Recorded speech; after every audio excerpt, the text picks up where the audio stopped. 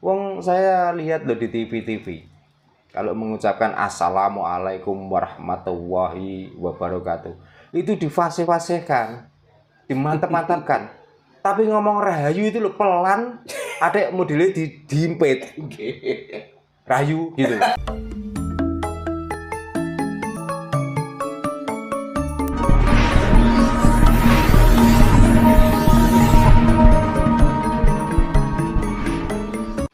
Dasar negara kita sudah jelas Pancasila.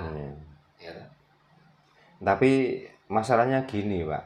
Wah, negara kita tuh masih mau punya kroni atau andaan-andaan orang seperti itu. Wong kelihatannya malah dipupuk. Iya. Apakah ini untuk penyeimbang pemerintah? Apakah ini supaya pemerintah itu supaya terlihat kewibawaannya?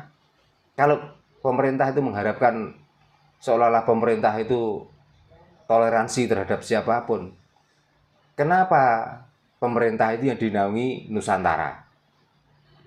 Tapi kok nggak pernah membesar-besarkan Nusantara ini dengan kapitayanya? Orang yang menjadi pucuk pimpinan rata-rata orang Jawa. Tapi kelihatannya kok sungkan membicarakan tentang Jawa, tentang ajarannya. Betul Pak.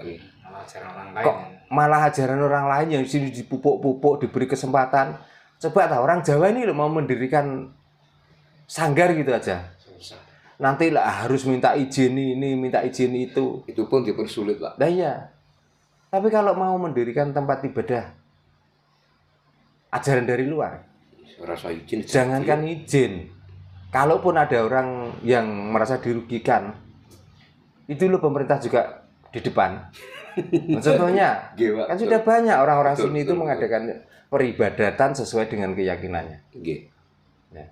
Terus yang sama-sama menyembah Tuhan. Lu Tuhannya sih saya nggak protes. Tapi kenapa sekelompok orang yang menganut satu ajaran atau satu agama, kok tiba-tiba membuat hukum bahwa itu adalah sesat, terus lapor ke pemerintah, pemerintah menerjunkan polisinya, Satpol PP-nya untuk membubarkan orang berbeda? Coba. Apakah ya harus seperti itu? Makanya susah mencari pemimpin di Nusantara ini yang benar-benar orang Nusantara. Kalau dia dari suku mana, dia berani mengangkat kemuliaan atau harga diri sukunya. Nggak ada. Wong saya lihat loh di TV-TV. Kalau mengucapkan Assalamualaikum warahmatullahi wabarakatuh, itu difasih-fasihkan, dimantap-mantapkan. Tapi ngomong rahayu itu lo pelan, ada modelnya diimpit, rahayu gitu. Nah, ini kan sudah bukti. Nah ini kan bukti keingkaran mereka. Padahal itu bahasanya sendiri. Dan itu maknanya dibanding Assalamualaikum. Itu sangat luas rahayu. Kalau Assalamualaikum hanya mengucapkan selamat. Itu nggak ada sangkut pautnya dengan manusia atau kehidupan. Selamat atas kamu semua dari rahmatnya dan berkahnya, cuman itu. Lah siapa yang diucapkan selamat itu? Apakah orang yang di depannya? Tapi kalau rahayu kan artinya semua kehidupan di alam ini. Hayu artinya hidup. Dari keselamatan apa yang ada di dunia ini termasuk yang hidup, di antaranya manusia, hewan, tumbuh-tumbuhan dan lain sebagainya. Tapi kenapa mengucapkan rahayu saja kok kelihatannya kok koyok isin Pak. Isin. Coba kita lihat. Mengucapkan salam yo fasih yo banter. Mengucapkan yang lainnya. Tapi kalau sudah rahayu itu pun di akhir. Dan itu pun ucapannya seolah-olah itu kayak minder. Coba. Tapi lumayan saat ini sudah ada pemimpin kita itu yang mengucapkan rahayu daripada dulu sama sekali tidak. Padahal di Suriname Pak, bahasa Jawa itu dijadikan salah satu bahasa nasional di sana. Dan kebanyakan orang Suriname juga masih melaksanakan ajaran-ajaran Jawa. Ya, buktinya apa? Orang Suriname satu pun nggak ada yang meninggalkan bakar menyan. Nah, Nah, 2, sampai identitas orang Jawa, orang Suriname mau presidennya, mau pejabat menteri maupun semuanya pakai blangkon. nggih. Lah di sini pakai blangkon itu kalau ada acara-acara kenegaraan besar. Kenapa kalau keseharian pakai blangkon kok enggan, Diguyu Pak. kok sungkan? Nah, ini. Lah kalau nggak kita, walaupun kita itu orang kecil, kita nggak punya pendukung dan tidak punya teman. Makanya saya tuh bagaimanapun karena ini adalah budaya leluhur kami. Ya tetap saya lestarikan. Walaupun hari ini saya nggak pakai blangkon. Saya tetap kemana saja di mobil saya itu pasti ada blangkon. Begitu turun dari mobil ya saya pakai. Ini bukan identitas saja. Ya. Tapi inilah jiwa saya. Daripada saya nanti pakai serban, pakai Nggih. kupluk putih dan lain sebagainya. Tidak ada artinya pakai serban, pakai koplo. Blangkon itu kalau menurut kakek saya dulu itu katanya gamblang Gamblangake lelakon.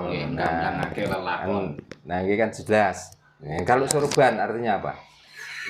Coba. Apalagi bahasanya kupluk. Nah, coba.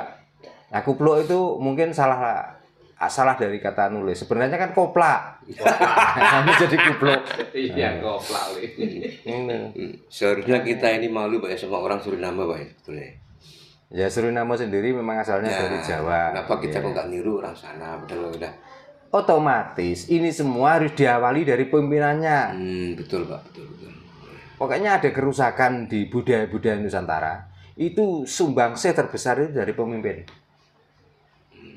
Masalahnya orang-orang pinggiran, orang-orang pelosok itu masih melestarikan, tapi melestarikannya itu sak-sae, dalam arti sak-sae karena tidak ada dukungan dari pucuk pimpinan itu tadi.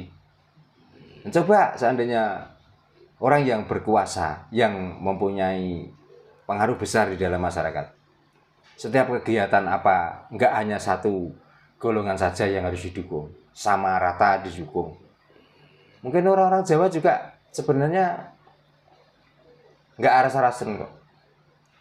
Nah, yang membuat aras-arasen kan mengadakan ini, belum apa sudah ada fatwa ini haram, ini musyrik, dan lain sebagainya.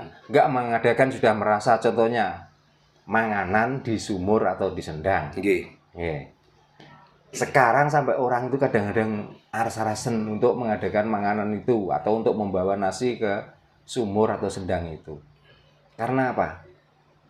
Sekarang kelihatannya yang terbaik membawa nasi, bancaan apapun harus di tempat-tempat bangunan yang megah dibangun oleh ajaran yang baru itu. Termasuk di masjid atau di musola. Pertanyaannya gini. Besar mana jasa sumur atau sendang kuno, sendang lawas dibanding adanya musola dan masjid sekarang? Coba. Kalau sendang dan sumur masa lalu itu menghidupi orang satu desa loh. Betul Pak itu Pak. Sampai kita itu ada. Sampai di dalam satu desa yang tadinya hanya sedikit sampai menjadi berkembang banyak sampai beranak pinang. Itu kan karena jasa sumur itu yang mengeluarkan sumber yang untuk minum, untuk mandi, untuk menghidupi hewannya, untuk mengairi sawahnya, untuk mengairi kebunnya. Kan dari sumber sendang atau sumur yang sekarang sudah dilupakan itu. Nah kalau ya maaf, memang ini kenyataan harus saya sampaikan. Iya Pak. Kalau di masjid dan di musola, bukannya menghidupi, malah mencari penghidupan di situ sebenarnya. Tapi kenapa itu yang dipuja-puja, sumur dan sendang dilupakan, bahkan kalau datang ke situ seolah-olah kita itu menyembah pohon, seolah-olah kita itu menyembah batu. Loh, apa pernah berpikir bahwa dia ada itu karena nenek moyangnya waktu itu memanfaatkan sumber yang ada di situ. Loh, kita tinggal menghargai, kita tinggal melestarikan saja kok. Terus tiba-tiba kita itu, wah, itu ajaran kuno. Ajaran sesat. Ya, ajaran sesat. Kita diajari menyembah setan. Mana ajaran yang bisa menyembah setan kecuali orang Jawa? Wong agama lain itu membenci setan. Betul. Lah orang sini bukannya menyembah lagi, orang sini itu masih memberi makan setan. Nggih. Loh, ini nih ajaran adiluhung nggak mungkin loh. Betul, Pak. Agama dari luar itu semuanya membenci setan.